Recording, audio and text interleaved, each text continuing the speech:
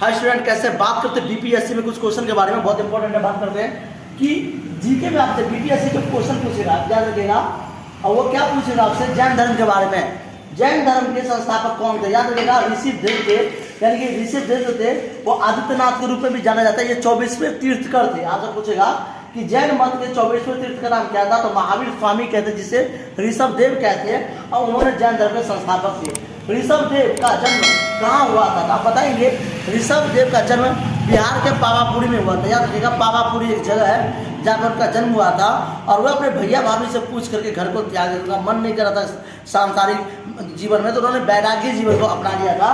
और उसी तरह से देखा गया ऋषिदेव का जन्म कहाँ पर था? बता सकते बिहार के पावापुरी में। याद रखिएगा, बिहार के पावापुरी में जन्म हुआ था।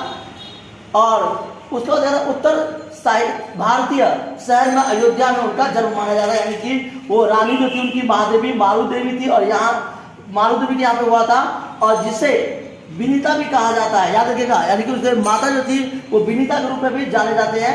जैन धर्म के पवित्र साहित्य का नाम क्या है? याद रखिएगा, पवित्र साहित्य कई बार आपसे पूछा जाता है, तो आपको बताना है आगम साहित्य या आगम सूत्र के नाम से जाना जाता है। पवित्र साहित्य कोई साहित्य का नाम नहीं है, आगम सूत्र या आगम साहित्य के नाम से जाना जाता है। दोस्तों कुछ बात बता दूं मैं, जैन धर्म के दो नियम भी थे। अस्त्रीय निवस्त्र, जिसे आपका अस्त्रीय निवस्त्र में जो आता है आपका, जिसमें साथ आपका साहित्य, और इस साहित्य का जो सिद्धांत था वो दो था। अस्त्रीय मत होता है जो सफेद कपड़े पहनते थे, निवस्त्र जो शरीर को त्याग देते हैं। तो निवस्त्री वो होते जो शरीर को त्याग करके, मतलब बिन कपड़ों में रहते थे, नंगे रहते थे, शरीर पे कोई कपड़े नहीं होता था, उसे निवस्त्र कहते थे, जिसे आम भाषा में श्वेतांबर दिगंबर भी कहा जाता है। तो इसी तरह से जैन धर्म का कुछ मत था। थैंक यू, जय हिंद, जय भारत।